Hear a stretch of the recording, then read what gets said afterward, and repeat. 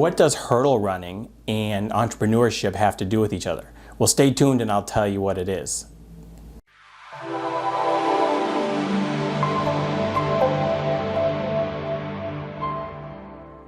Hey everyone, it's Steve from itmakessenseblog.com, and today is episode 7 of Document the Journey.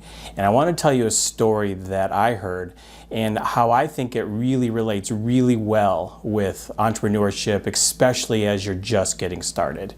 Now, this story is about hurdle running, and specifically the 400-meter hurdles.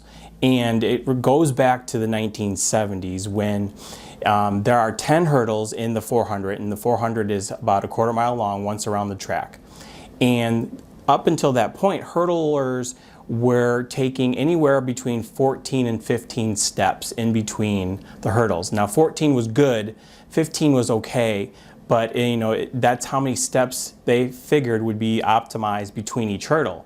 It also allowed them to go alternating feet, the lead foot over the hurdle. Now they had trained up, doing these steps 20 years, even further up until the 70s. And they would practice this non-stop. Even when they were walking normal day life, when they were walking to the store, they would practice their 13 to 14 steps or 14 to 15 steps.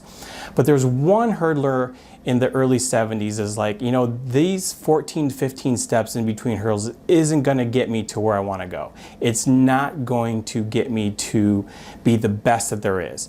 So what he came up with is he thought, you know what, I'm going to do 13 steps. That's going to save me, I don't know how many steps in between for the whole race, but it was enough where he figured that he could overtake the competition because he was using less steps. Now it required more energy, and most people thought that he was crazy. And this hurdler was Edwin Moses. Now when he went and practiced this, it wasn't great at first. He would fall, he would hit hurdles, he would trip.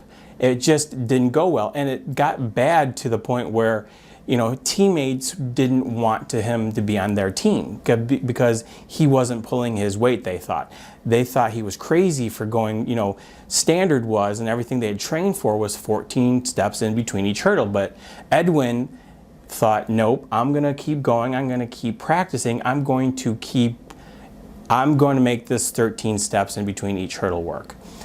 And he ended up being right, because from the period of 1977 to 1987, he won 122 races. So every race that he entered in the 400-meter hurdles, he won. So he ended up being correct. And he went on to be an Olympic legend, a running legend, and just an overall legend in the sport. And so how does this relate to entrepreneurship? Well, think about it. When we're growing up, we're all taught, including myself, you go to school, you get good grades, you go to college, you get a job. Now that's just, for 20 years, that's ingrained into our brains all the way until we're graduated from college. Now we are thinking differently. We're going past the 14 to 15 steps, we're going 13 steps. I want to do my own thing. I want to be on my own. And it's not pretty at first. You're going to struggle. We're going to hit hurdles. We're going to fall. We're going to trip. We're going to have people not wanting to see us succeed and say, it's too risky. You need to play it safe. You need to have a job. But if we trust the process, if we trust, our gut, like Edwin did, that what we're doing is going to help us exceed, help us get past that, where we, get us to where we want to go. I think that is just a good analogy of what, as entrepreneurs, especially beginners, deal with. So that, I think, is a really good story to illustrate, what we are going to go through and everyone goes through as an entrepreneur. So that is today's story. I hope you found it to be, relevant. And I also want to do my shout out for today's my group, and today is Jackie from Stepping Stones with Jackie. I'll use both hands this time. I'll leave a link up below for her channel. Please go check out her and subscribe to her channel.